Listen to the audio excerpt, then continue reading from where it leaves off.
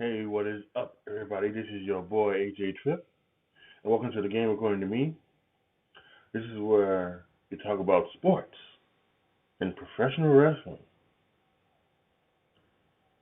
And during the football season, we go weekly in depth into the college and pro football game.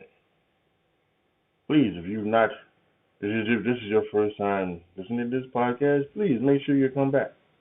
I have so many ways where you can find me. AnchorFM.com, iHeartRadio, Spotify, or any place you get your podcasts. Make sure you can search The Game According to Me or Andre Triplett Show. With that being said, this is the last week of football coming up, at least of regular season football, and then we got the playoffs to talk about in the future. And we're going to continue all the way up until the Super Bowl. And then we'll get into the other worldwide sports, basketball and baseball. Big news in baseball. Padres making trades left and right, and Tampa Bay Rays to get Blake Snell, and the Chicago Cubs to get Yu Darvish. In basketball, we've got a whole bunch of stuff going on, a whole lot of ass whoopings. And that's the only best way to call it. There's a bunch of ass whoopings happening. I mean, the teams are getting beat by 50, 40, 60 points. And I don't know if it's because it's such a quick turnaround, or teams are just not caring at this point in time about the regular season. But whatever it is amazing to see all of these ass whoopings happening. James Harden still not happy, I guess, has not been traded yet. So we're waiting to see. But as the season goes on, more with the NBA, we're getting more in depth into what is happening, and also we'll also talk more about Major League Baseball and the stuff that's going on that. I guess they like to call it the hot stove league. But until the Super Bowl, this podcast is a majority about the National Football League. So let's go ahead and start the recap of Week 16 of the National Football. To recap what happened last week, Christmas was another beat down. I talk about beat downs in I call them ass whoopings in the NBA. There was some ass whoopings this past week as well in the National Football League. Saints beat the Vikings 52-33 on Christmas. Alvin Kamara, 6 rushing touchdowns. Almost had 7. I don't know if Sean Payton forgot it or whatever, but he gave one to Taysom Hill. But there were 6 touchdowns by Alvin Kamara. 52-33, Saints beat the Vikings. The Buccaneers on Saturday blew out the Lions 47-7. The Cardinals beat the 49ers beat the Cardinals 20-12, helping the Chicago Bears have a chance to control their own destiny. The Dolphins and the Raiders had one hell of a game. It had some stuff where the Raiders were they didn't get in the end zone. They took a knee and they kicked the field goal, and then we had a no look catch and pass and a face mask call, and had the Dolphins ended up winning the game 26-25. Amazing. Ravens beat the Giants. Chiefs beat the Falcons. Jets beat the Browns, securing the Jaguars' number 1 pick, and the Jaguars lost to the Bears. Bengals beat the Texans. And by the way, the Texans don't have their number 1 pick. That goes to Miami. So even though Miami might be going to the playoffs, they'll be having a top 5, top 6 pick, looks like. Steelers made a comeback to beat the Colts. The Panthers beat the Washington football team. Dwayne Haskins Jr. was released by Washington. He had some COVID issues and some different things, but just being young, dumb, and stupid. Going to a strip club in a pandemic without a mask. Everything about that is it's crazy. It really is. I don't. Chargers 19, Broncos 16 charges. Justin Herbert broke the record for the most touchdowns by a rookie quarterback. Looks to be an amazing future for the Chargers. If Anthony Lynn loses his job, the Chargers are probably the best job in the world in the NFL. Cowboys beat the Eagles 37-17, eliminating the Eagles from playoff contention. And the Seahawks beat the Rams 20-9. Jared Goff broke his thumb. He would be out for this next game, and they had to go to their quarterback John Wolford, their backup quarterback. Amazing. In the snow, the Packers beat the Titans 40-14. That was a fun game to watch. Love the snow games. And then Monday night, the Bills again put an ass whooping on the Patriots 38-9. I know that felt good for all Bills fans to finally do that to the Patriots. Now, as we look ahead to Week 17, do what I did last week. Not going to go through every single game. Just going to talk about the playoff scenarios. And once again, if things get confusing by me reading them to you, you can follow along. NFL.com/news/NFL playoff clinching scenarios for Week 17 of the 2020 season. Or you can just put NFL playoff scenarios into your Google search or anywhere, whatever search you use. It should be one of the first few to pop up there. Take it right to the link. So, here's what we have in the AFC. Clinched. The Buffalo Bills, AFC East Division title. Kansas City Chiefs, the AFC West Division titles, and the first round bye. Remember, don't forget, this year, only one team gets the first round bye, and it is the Kansas City Chiefs. The Pittsburgh Steelers have clinched the AFC North Division title. All right, so the AFC South is still up for grabs, and a whole bunch of other playoff spots. So here's what we're looking at. We're looking at the Baltimore Ravens at 10-5. They will be playing at the Cincinnati Bengals.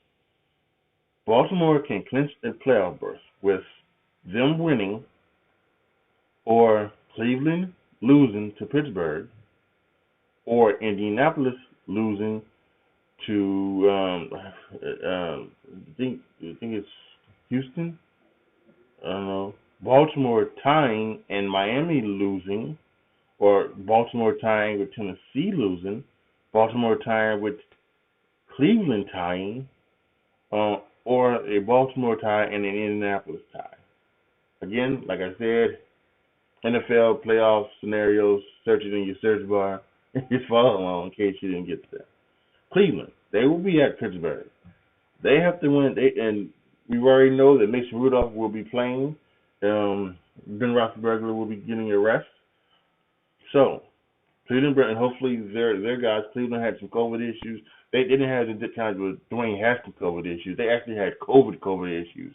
Therefore, their starting receivers had to be put on the reserve COVID list because they were in close contact with the linebacker who contracted on COVID. So here are and by the way, Indianapolis is taking on Jacksonville. Here's the Cleveland Browns playoff scenarios. Cleveland clinches a playoff berth with a win or an Indianapolis loss or a Tennessee loss plus a Miami win or tie plus a Baltimore win or tie, or a Cleveland tie and a Baltimore loss, or a Cleveland tie and a Miami loss, or a Cleveland tie and a Tennessee loss, or a Cleveland tie and an Indianapolis tie, or a Cleveland tie, Tennessee tie, Baltimore win, and Miami win. Yeah, boy. Oh, my Lord Jesus. Okay. Indianapolis Colts are next. Again, like I just mentioned, they will be taking on the 1-14 Jacksonville Jaguars, already locked up the number one pick. They should be taking Trevor Lawrence if you know what's good. If they know what's good for him. Indianapolis clinches the AFC South Division title with a win and a Tennessee loss or tie, or Indianapolis ties and Tennessee loses. Here's how they can clinch a playoff berth. They got to win and Baltimore lose or tie. They have to win and Cleveland loses or ties. they have to win and Miami loses or ties. They tie and Baltimore loses, or they tie and Cleveland loses, or they tie and Miami loses. So two different ways for Indianapolis to get in the playoffs: win the South or clinch a playoff berth. The Dolphins, they're at home against the Buffalo Bills. Who knows what Buffalo's going to do? Will Buffalo play their entire team to make sure that they keep the Dolphins out of the playoffs? Will they play to make sure that they stay on point? Because right now the Buffalo Bills are a hot team. They are a hot team. And do you really want to cool off this offense going into the playoffs by sitting and resting your players? But they made. I've always been a proponent of, playing your players maybe a half, maybe 3/4, or even the whole game, just depending on what the situation is. I'm not a big fan of just out and out resting your players when it comes to the NFL. So that being said, Miami can clinch a playoff berth with a Miami win, or a Baltimore loss, or a Cleveland loss, or an Indianapolis loss, or a Miami tie and a Baltimore tie, a Miami tie or a Cleveland tie, a Miami tie and an Indianapolis tie, or a Miami tie and a Tennessee loss. The Tennessee Titans, they're at the Houston Texans. Tennessee can clinch the AFC South with a Tennessee win, or an Indianapolis loss, or both Tennessee and Indianapolis ties. They can clinch a playoff berth with Baltimore losing or Miami losing, or if they were to somehow tie, Cleveland losing, Miami tying, or Baltimore tying.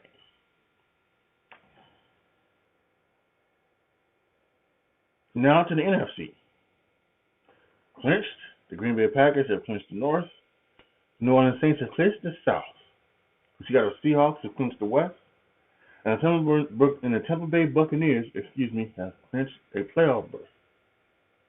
The scenarios: the Arizona Cardinals. Arizona can clinch a playoff berth with a win or a tie and a Chicago Bears loss. Arizona will be facing the Los Angeles Rams. And we mentioned that John Wolford will be starting for the Rams. Well, Arizona Cardinals have quarterback issues as well, as Kyler Murray has a leg issue.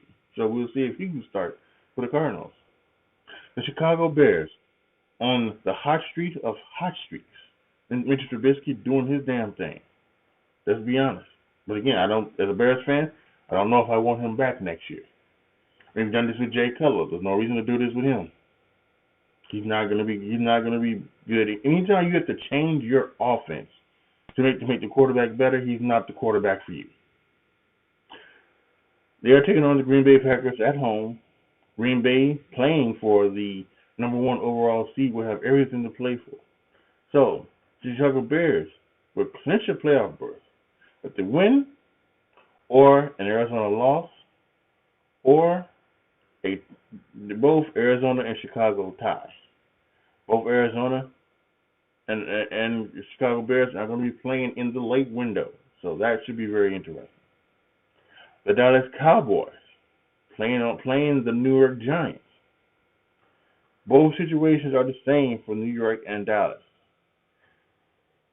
For the Dallas to clinch the NFC East, they will have to win, or Washington lose or tie, or they will have to tie and for Washington to lose. Washington will be playing the Eagles Sunday night. Same thing with the Giants.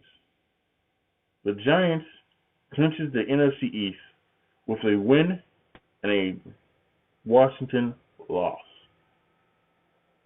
As we mentioned, the Green Bay Packers, they're clinching. They're looking for the number 1 overall seed. They must get a win over the Bears or a tie with the Bears. And Seattle must lose or tie with them, with the 49ers. The Rams, they're playing Arizona. The Rams clinches a playoff berth with a win and a tie, or win or a tie, or a Chicago Bears loss or tie. New Orleans Saints, They're going to be at the Carolina Panthers. New Orleans will clinch a first-round bye with a New Orleans win and a Green Bay loss and a Seattle win. The Seattle Seahawks, they clinches the first-round bye with them winning, Green Bay losing, and New Orleans losing or tying. And of course, like I mentioned, the Washington football team, they win and they're in.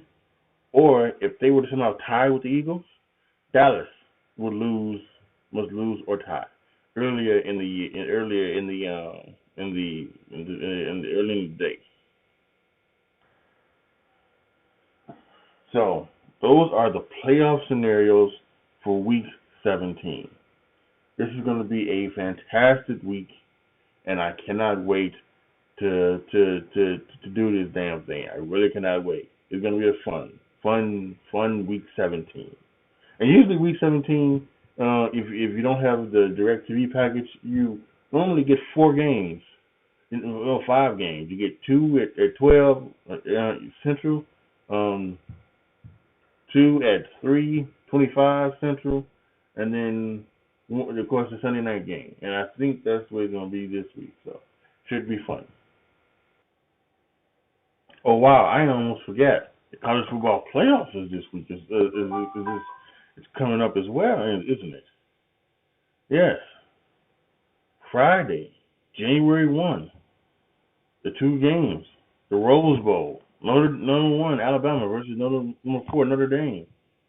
The number 2, Clemson. At number 3, Ohio State at the Sugar Bowl. So, how do you break these down? Well, I think it's very simple. Notre Dame needs to have their defense on site. They need to, they can't have a game like they had in the ACC championship game where they don't show up. They need to come and get ready to play. They've had a couple, multiple days, a couple weeks to get ready for Alabama. And Alabama is going to be ready. Alabama will show up. Notre Dame must show up. Ian Book must play from the pocket. There was some talk about it earlier this week that he's got to realize you got to try to play more from the pocket before he escapes, because in the AFC Championship game there were times what they were doing was Clemson was they were doing a controlled rush, trying to keep him inside the pocket, and then when they got pressure, Ian Book just broke. That's what he's been doing all season long. If he didn't see something open, for example, he just took off, or he went to make something happen, broke the pocket to try to make something happen. He can't do that. He's going to have to make plays from the pocket, to beat Notre Dame, to beat Alabama, and they can. They have a great defense, and their offense can put up points as well. They can beat Alabama. And here's the thing for me, and again, as a Notre Dame fan, for me, as much as I want to see Notre Dame, win a national championship, make the college football, playoffs, and do all of those things, more than ever, more than that, right now, I just want them to be in the thing where they are respected. Because I still don't think they're very respected, especially after that that thing with Clemson. Because the last time Notre Dame has been in this situation, right? They got blew up by Clemson 2 or 3 years ago in the college football semifinals. When they made it to the BCS championship game, they got blew out by Alabama.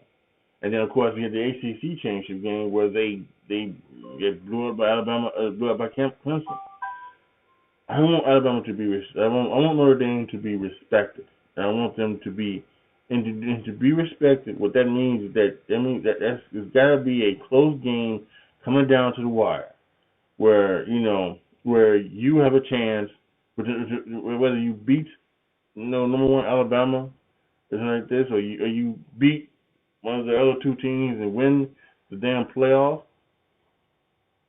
or you have to. Or you keep it close and you keep it and you prove that you can hang with this time, because they proved that in the regular season when they beat Clemson, when they took out great teams as North Carolina, you know. But that number two team is always going, to lose like that is going to make sure that Notre Dame just isn't ready for the big time. And that's why I want people to realize that Notre Dame is ready for the big time. And I think that's something that they need to do here, and then they should be able to do here with Alabama. They should be able to hang with Alabama. They should, if Alabama, if Notre Dame loses by double digits, it should be where it's 34 or it's 34-27, and Notre Dame is driving down, and they're driving down the field, and they're getting close, and it's a sack fumble picked up. Alabama runs it back for a touchdown. Well, and then Notre Dame had a chance to win, but it was just a good play by Alabama to make the win by double digits. It wasn't the fact that they got destroyed out there. So that's what I'd like to see for Notre Dame. Clemson Ohio State should be very interesting. The rematch of last year's semifinal matchup. So I think this is going to be pretty interesting. I think when it comes down to it, I think as much as I want to see Notre Dame in the finals, I think we're going to see once again Alabama and Clemson in the in the bowl, in the college football playoff, and we'll have that Monday, January 11th. So on my birthday. So yeah, should be some good stuff coming this weekend. Much with all the other great bowl games that we'll get to watch as well. There are recaps of all of those next Wednesday. All right, y'all, that's gonna be it for this week. Again, make sure you tune in next week. We're gonna recap Week 17, talk about the preview the playoffs, talk about the college football playoffs, recap some of the bowls as well. And maybe check in once again with the NBA and Major League Baseball and see what's going on with that. So, it's one of those things where it's a fun time of the year because we get into playoff football, but it's also a bad time of the year because that means that football is almost over, and that sucks. But yeah, thank you guys so much for listening. This is your boy AJTRIP signing off. As always, be good to each other, y'all. Be careful out there. And Happy New Year.